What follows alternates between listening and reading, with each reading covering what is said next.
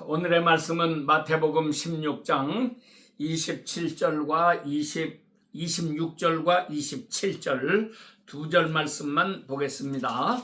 사람이 만일 온 천하를 얻고도 제 목숨을 잃으면 무엇이 유익하리요? 사람이 무엇을 주고 제 목숨과 바꾸겠느냐? 인자가 아버지의 영광으로 그의 천사들과 함께 오리니 그때에 각 사람이 행한 대로 갚으리라. 아멘. 오늘 이 말씀 그대로 온 천하를 얻었어도 이런 제목으로 말씀을 드립니다. 한국에도 지금 보면 저 이재명이가 대통령이 되려고 미쳐 날뛰고 있습니다. 그래서 윤석열 대통령을 내란죄로 정죄하고 내란의 수괴라고 그러고 욕을 해야 되지만 실상은 자기가 내란의 수괴인데 현 대통령을 국민들이 뽑은 대통령을 끌어내리고 자기가 그 자리에 올라가겠다고 저렇게 발버둥 치고 특별히 이 북괴와 저 중공에 연합을 해가지고서 그 세력으로 우리나라를 무너뜨려 보려고 이렇게 발악을 하고 있는 모습을 보면서 인간들이 이렇게 무섭구나. 권력이라는 게 뭔지 그거 하나 잡으려고 나라가 망하거나 말거나 백성들이야 죽거나 말거나 이러고 있지 않습니까? 김정은이라는 놈도 보세요. 저 우크라이나 전쟁터에 북한에 있는 우리 군인들을 얼마나 많이 보냈습니까?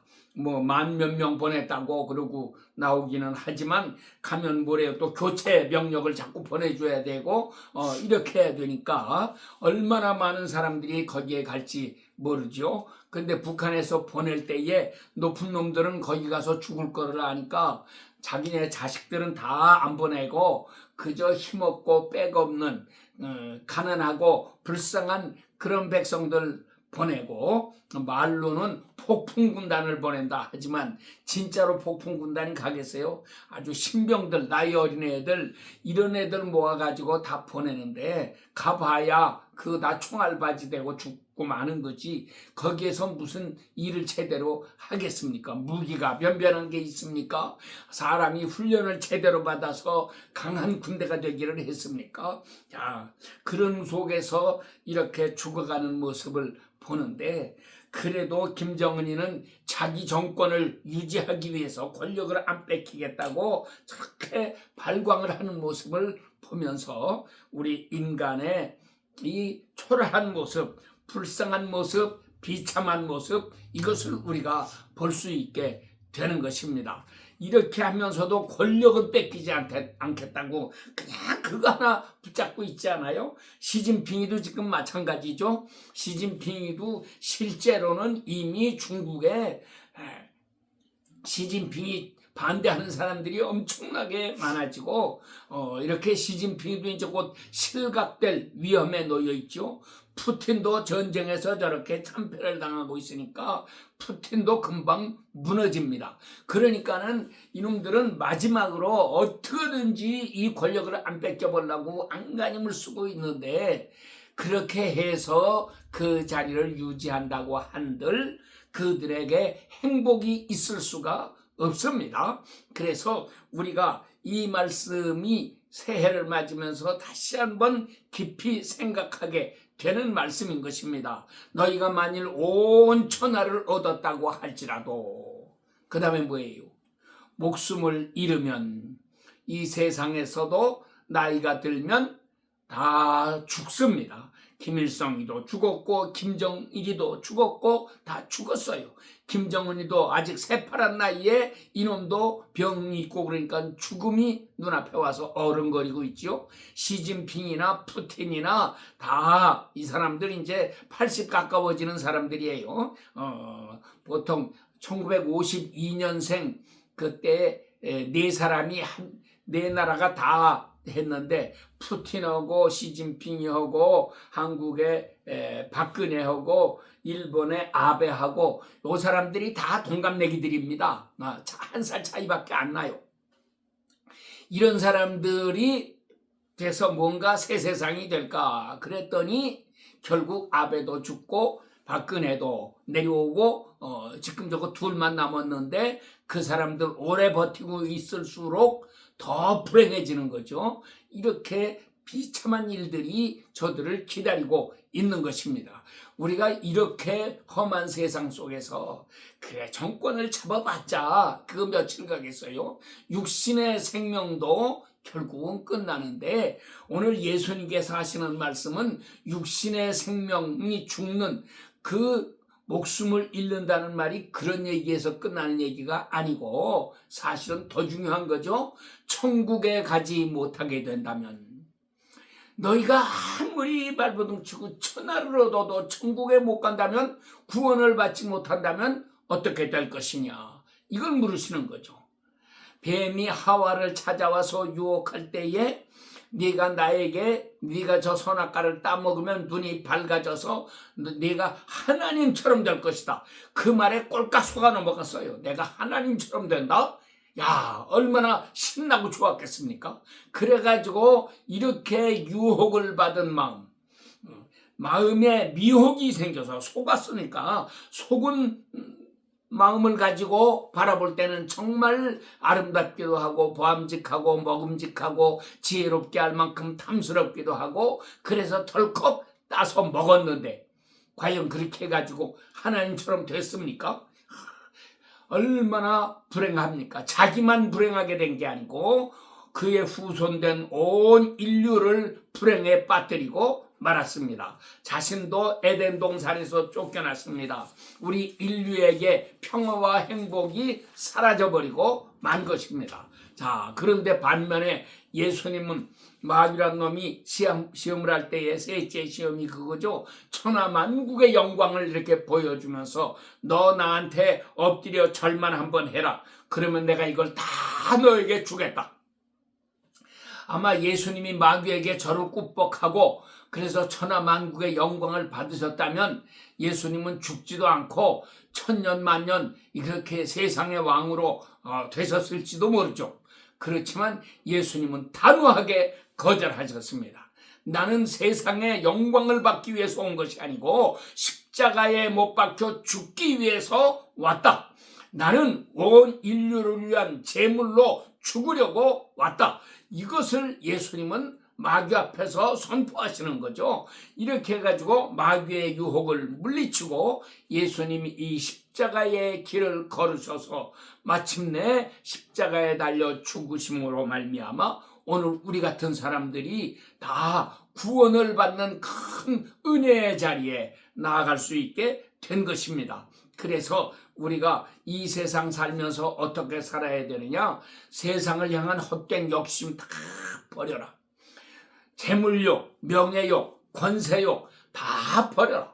그래서 누구든지 십자가를 지고 나를 따르지 아니하는 자는 나에게 합당치가 않다라고 예수님이 선포하신 것입니다. 그러므로 우리가 이 세상의 헛된 영광 바라지 말고요. 재물, 돈에도 욕심내지 말고 명예, 권세 같은 거 욕심내지 말고 이렇게 살아야 돼요. 나는 명예, 권세를 가지면 굉장히 행복하고 좋지 않은가. 그렇게 젊었을 때는 그런 생각을 했는데 지금 이렇게 생각해 보면은요. 우리나라에 돈 많은 부자들, 미국이나 한국이나 다 마찬가지지만 이 사람들은 어디 마음대로 돌아다니지도 못해요. 그 사람들은 자기 자식들도 마음대로 어디 내보내지를 못해요. 어떤 유괴를 당할지 어떤 공격을 받아서 암살을 당할지 얼마나 위험합니까? 심지어는 축구 선수들이 한국에 올 때에도 경호원들 데리고 오잖아요. 우리나라에 유명한 K-팝 가수들 이런 애들도 외국 나가든지 한국에 있을 때도 그러겠지만 얘네들 어디 사람 많은데 나타나지도 못합니다. 그리고 자기 일 보려고 어디 마켓에 가든지 어디를 가려고 해도 항상 이렇게 변장을 하고 선글라스 끼고 남들이 못 알아보도록 이렇게 하고 빨리 갔다 와야 되고 이렇게 마음대로 돌아다닐 수가 없어요. 그렇지만 우리 무지랑이 백성들이야 아무 데를 가거나 아무 걱정 안 하잖아요. 누가 나를 죽이려고 하는 사람이 있기를 하겠나, 나한테 공갈 협박을 하는 사람이 있겠나, 나를 유괴할 사람이 있겠나. 우리가 얼마나 편안하게 삽니까? 그러니까 아무것도 없이 사는 사람이 편안하고 행복한 거고, 많이 가질수록 사실은 불행해진다. 그래서 잠깐 살고 끝나는 인생인데 왜 이렇게 불행하게 살다가 그렇게 죽어야지 되겠는가? 그래서 우리가 참 행복이 무엇이냐? 우리는 세상 헛된 영광을 바라지 말고 예수님처럼 십자가를 달게 지고 의의 길을 가고 거룩한 길을 가고 생명의 길을 가는 이런 사람들이 되어야지만 하겠다 하는 것입니다. 그런데 이 더러운 사상이 우리 교회 안에도 지금 이렇게 다 들어와 가지고요, 교회에서도 우리가 부자 된다, 세상에서 명예권 얻는다, 잘 된다, 막 이거를 가르치면 사람들은 좋아가지고 춤을 춥니다.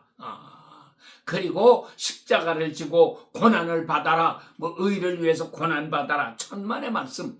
이번에도 한국의 윤석열 대통령 탄핵한 사건을 통해서도 보면은 배신자들이 얼마나 많이 나옵니까?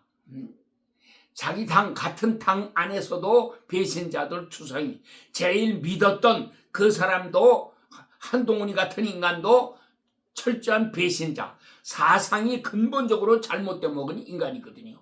인간적으로 볼 때는 똑똑하고 지혜롭고 잘난 사람 같은데 사상이, 빨간 사상이 들어가니까 다 배신자가 되는 거예요. 그리고 이렇게 세워놓았던, 장관으로 세우고 국회의원으로 세우고 세워놓았던 사람 가운데서도 배신하는 인간들이 얼마나 많이 있습니까? 자, 그래서 말세에는 다 배신한다고 그랬어요. 그러니까 오늘도 우리가 이렇게 사귀는 많은 사람들을 볼 때에 과연 배신자 아닌 사람이 누구겠는가? 믿을 사람이 하나도 없는 거예요. 오직 우리는 예수님밖에는 믿을 분이 없습니다. 그래서 우리가 예수님 잘 믿는 사람이 되어야지만 하겠는데, 그래서 우리가 예수님의 말씀에 귀를 기울이고 그 말씀을 잘 듣는 사람이 되어야 합니다. 그런데 예수님 말씀을 우리가 주의해서 살펴보게 되면 예수님은 구원받을 사람에 대한 얘기보다도 구원받지 못할 사람에 대한 무서운 경고를 수없이 하고 계세요. 그게 제일 뚜렷하게 드러나는 것이 결단코 천국에 들어가지 못한다 하고 경고한 사람이 둘이 있죠. 첫째는 마태복음 18장 3절, 너희가 돌이켜 어린아이들과 같이 되지 아니하면 결단코 천국에 들어가지 못하리라. 둘째는 마태복음 5장 21절, 거기에 너희의 의가 서기관과 바리새인들보다 더 낫지 아니하면 결단코 천국에 들어가지 못하리라. 이게 얼마나 무서운 경고입니까? 예수님은 율법을 폐하려고 오신 분이 아니고 율법을 완전케 하려고 오셨다고 그러셨는데, 오늘날 우리 교회를 보면은 율법을 폐하는 자들이 가득하게 있어요. 교회 지도자라고 하는 자들이 설교한다고 하면서 다 율법을 폐하고 율법은 안 지켜도 공짜로 구원 다 간 것처럼 이렇게 가르치면서 백성들을 속입니다. 이것에 대해서 사도 바울은 갈라디아서 1장 6절, 7절, 8절, 9절에 4절에 4번 다른 복음을 전하는 자는 저주를 받을 것이라고 무섭게 경고하고 있습니다. 이 다른 복음이 뭐냐? 사람을 기쁘게 하는 복음이죠. 10절에 말하는 대로 내가 이제 사람을 좋게 하랴, 하나님을 좋게 하랴. 사람을 기쁘게 하랴? 내가 이제까지 사람을 기쁘게 하는 것이었다면 나는 그리스도의 종이 아니니라 말씀하잖아요. 그런데 오늘날 우리들은 내 귀를 즐겁게 해주는 사람들의 말만 듣고 싶어하고, 그런 사람들을 환영하고 그런 목사들을 높이고 이렇게 하고, 나에게 양심에 찔림을 주는 소리를 하는 사람이 있으면 미워하고 저주하고 가짜라고 그러고 이단이라고 하고 이렇게 정죄하고, 자기의 생각, 내 지식 이 수준에서 벗어나지 않아야지 그게 옳은 사람이고, 나를 내 생각하고 다른 얘기를 하는 사람은 싫다고 비판했는데, 예수님 말씀은 천만의 말씀입니다. 예수님 말씀은 우리 인간의 생각들과는 너무 달라요. 그러니까 성경에 보면 예수님을 죽이려고 하는 자들이 얼마나 많았어요. 누가복음 4장에도 예수님이 나사렛 회당에서 처음 설교를 하셨을 때에 듣던 자들이 양심에 찔리니까 예수님을 낭떠러지로 끌고 가서 떨어뜨려서 죽이려고까지 했다, 이렇게 말하죠. 요한복음에도 예수님을 죽이려고 했다는 얘기들이 여러 번 나옵니다. 예수님이 너희가 왜 나를 죽이려고 하느냐 그랬더니 팔쩍 뛰면서 우리가 언제 널 죽이려고 했느냐. 자, 이렇게 해가면서 하더니 결국은 그들이 예수님을 죽이고 말았습니다. 그러니까 오늘날에도 하나님의 신실한 종들이 하나님의 말씀을 바르게 전하면 이렇게 죽임을 당한다는 말이죠. 박해를 받는다고 하는 말이죠. 그런데 현대의 지혜로운 목사들은 사람의 귀를 즐겁게 하고 세상 인간들에게 인기를 얻으려고 하고 세상에서 영광을 받으려고 하고 이렇게 살아가고 있는데, 과연 너희가 그렇게 하다가 어떻게 될 것이냐, 하나님께서 얼마나 무섭게 물으십니까? 자, 그것뿐만이 아니에요. 성경에는 요한복음 7장, 마태복음 5장, 6장, 7장 산상수훈의 결론 부분이죠. 21절, 나더러 주여 주여 하는 자마다 다 천국에 들어갈 것이 아니요 다만 하늘에 계신 내 아버지의 뜻대로 행하는 자라야 천국에 들어간다. 예수님은 놀라운 말씀을 선포하셨어요. 그래가지고 결론적으로 모래 위에 집을 짓느냐 반석 위에 집을 짓느냐, 세상 사람들은 다 모래 위에 집을 짓고 있어요. 반석 위에 집을 짓는 사람들을 찾아보기는 너무 어렵습니다. 신앙의 집을 어떻게 짓고 있습니까? 다 편한 대로 눈가림만 합니다. 그래서 잘 믿는 것 같은데 실상 들여다보면 속은 깡통이에요. 아무것도 없어요. 이렇게 해가지고 예수님 잘 믿는 척만 하고 사는 인간들이 이 세상에는 가득합니다. 그러므로 예수님 말씀하시기를 인자가 올 때에 세상에서 믿음을 보겠느냐 이렇게 말씀하셨죠.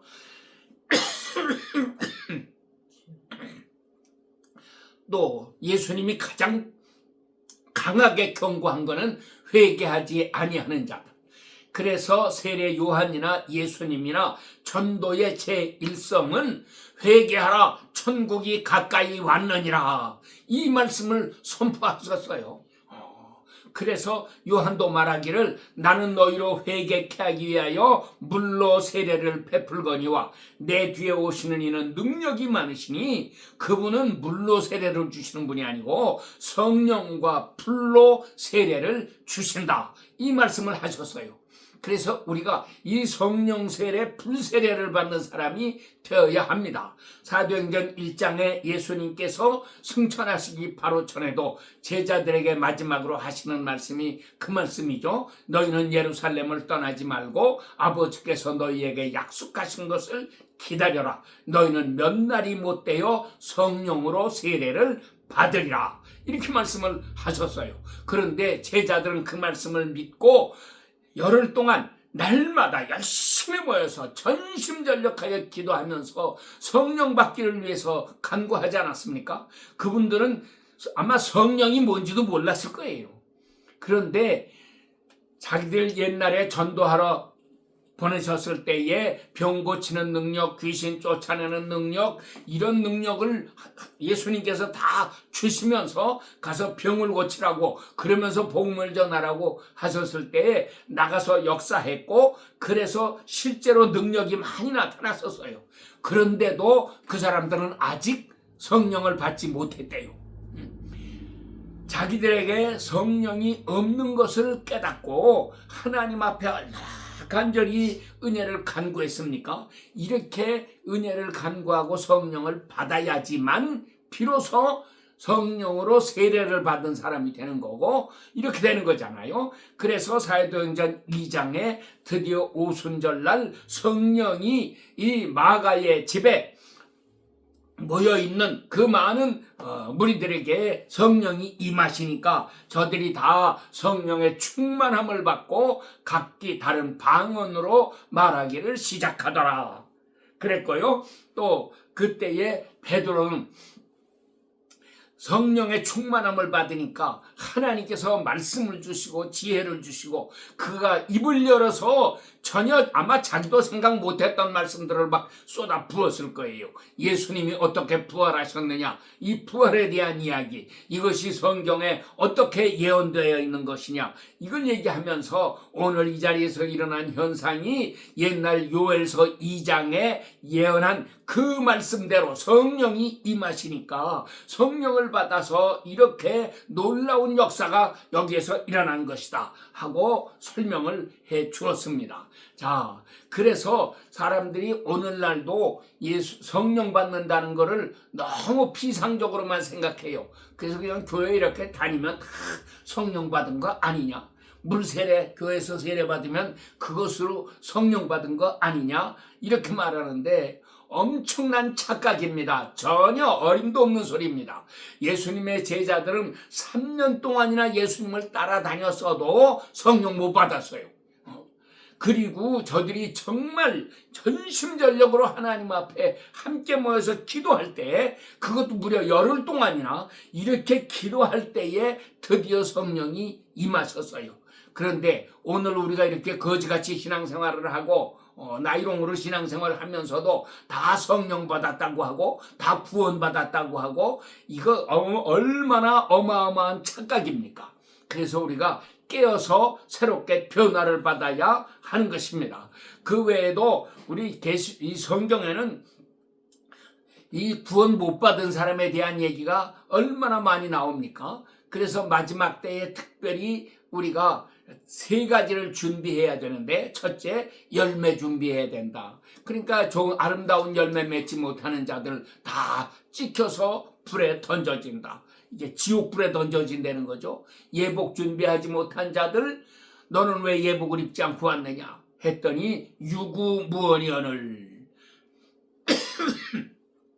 지금은 아마 너 왜 은혜 안 받고 있느냐 하면 뭐라고 핑계를 댈 사람이 있을지 몰라요.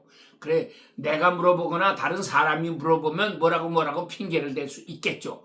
그렇긴 하지만 심판날 주님께서 물어보시면 뭐라고 하겠습니까? 그래서 왜 예복을 입지 않았느냐?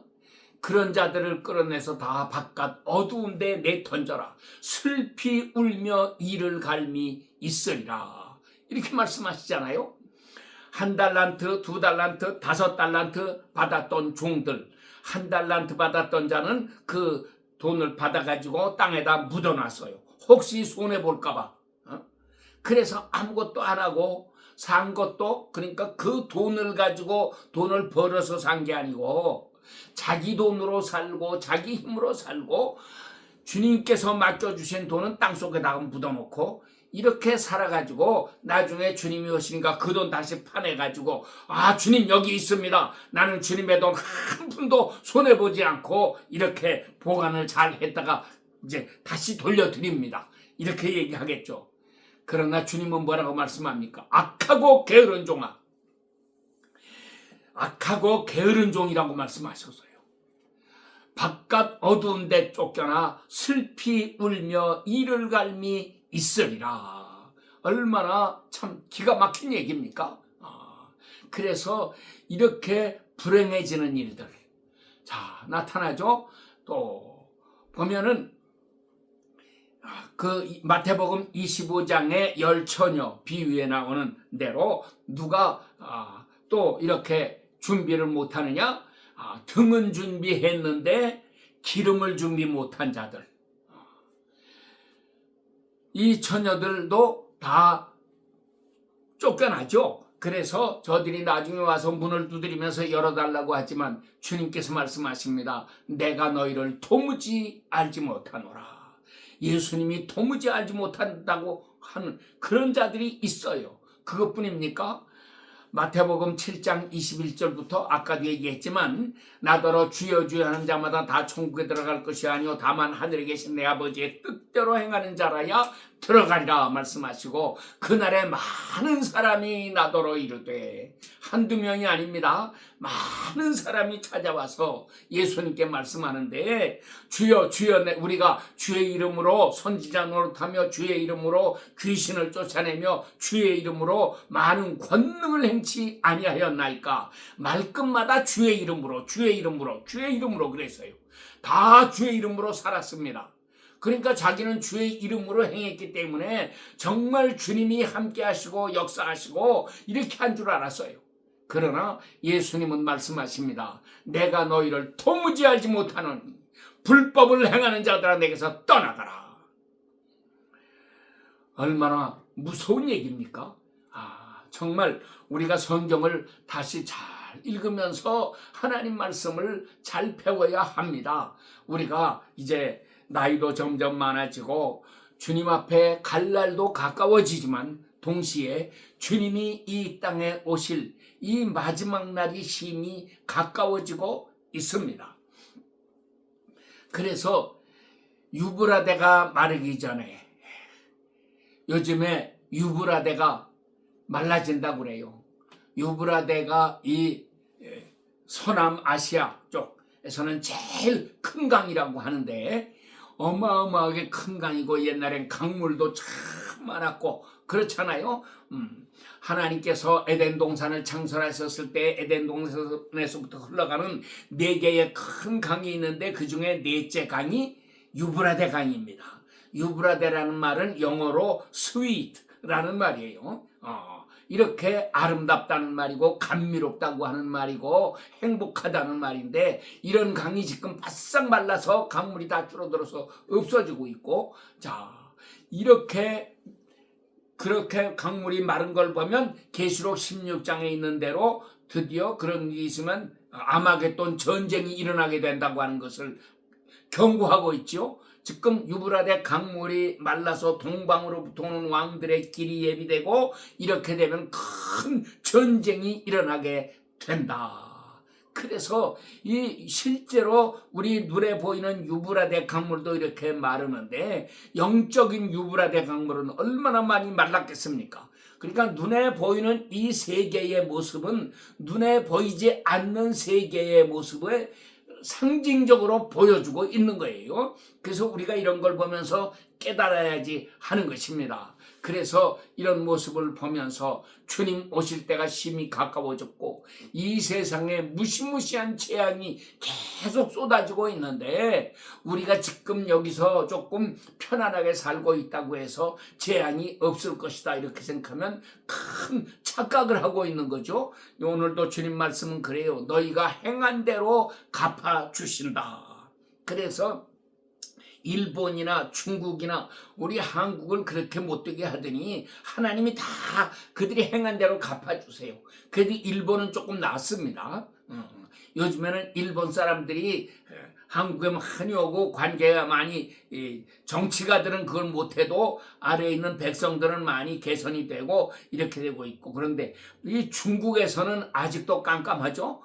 그래서 계속 한국을 자기네 식민지라고 그러고, 이제껏 5,000년 역사 동안 자기네 식민지였다고 그러고 자기네 것이었다고 하고 이런 새빨간 거짓말을 하면서 한국은 다 자기네들 것 갖다 베끼고 이렇게 모방한다고 그러는데, 실상은 거꾸로죠. 자기네들이 우리 한국 것 갖다가 전부 이렇게 베끼고 그걸 모방하고 가짜 물건 만들고 이런 짓을 하면서 여하간 이런 거짓이 가득한 세상을 살아가고 있는데, 우리가 정말 이러한 때에 정신 바짝 차리고 예수님 잘 섬겨서 이 땅에 하나님의 나라를 건설해 나가야지 하겠습니다. 그러면 과연 무엇이 구원이냐? 누가 천국에 갈 수 있느냐?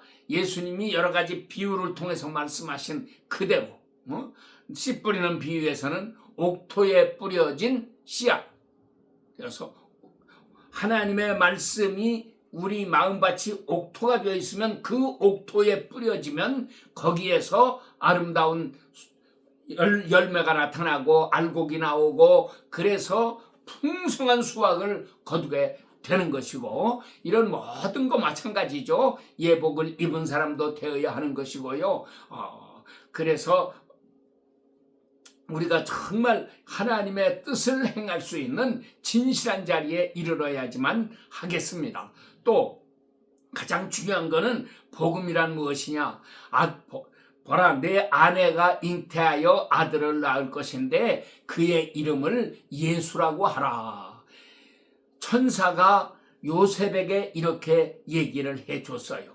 그래서 요셉이 그 말씀을 듣고 예수님을 낳아서 이름을 예수라고 했는데, 그 예수라는 이름의 뜻이 자기 백성을 그들의 죄에서부터 건져내실 자라 하는 뜻이고, 그런데 이것이 이사야 7장 14절에 예언한 말씀을 따라서 보면은 이것은 이사야서에서는 처녀가 잉태하여 아들을 낳을 것인데 그의 이름을 임마누엘이라 하리라 이렇게 예언을 했는데, 실제로 그 처녀가 아들을 낳았더니 천사가 와서 전한 말씀은 임마누엘이라 해라 그렇게 말씀하지 않고 예수라고 하라고 가르쳐 줬어요.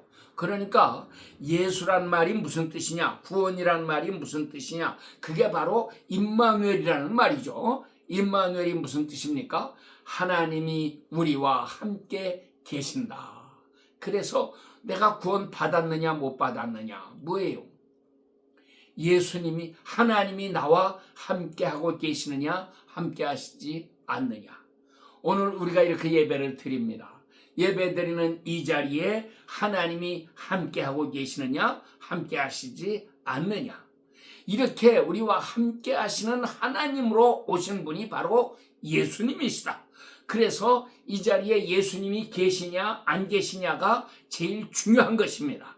예수님이 계시면 목사는 뭘 해야 됩니까? 예수님을 소개해 드려야죠.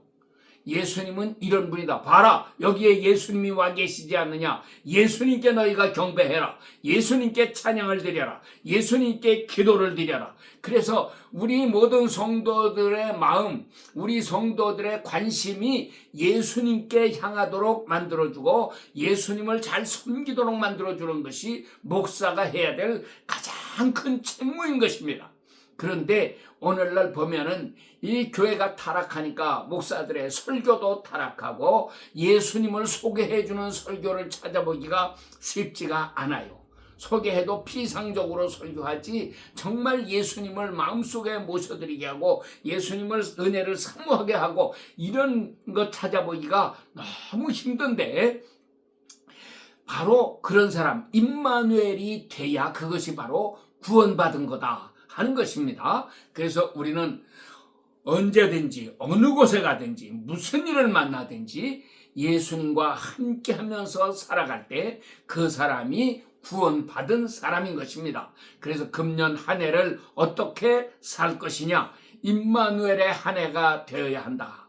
주님과 함께 하면서 살아가는 생활, 어느 곳에 가든지 무슨 일을 만나게 되든지 거기에서 예수님을 찾아서 만나고, 예수님 여기 계시구나, 예수님이 이렇게 인도하시는구나, 예수님의 손길을 바라보면서 오른쪽으로 가라고 하시는지 왼쪽으로 가라고 하시는지 앞으로 가라고 하시는지 뒤로 돌이키라고 하시는지 이 예수님의 음성을 따라서 이렇게 주님만 따라가는 아름다운 생활이 이루어져야지만 하겠습니다. 그래서 금년에는 정말 주님과 동행하고 하나님의 기적을 체험하고 놀라운 구원의 새 역사를 체험하는 거룩하고 복된 한 해가 되시기를 축원합니다. 아멘. 기도하겠습니다. 하나님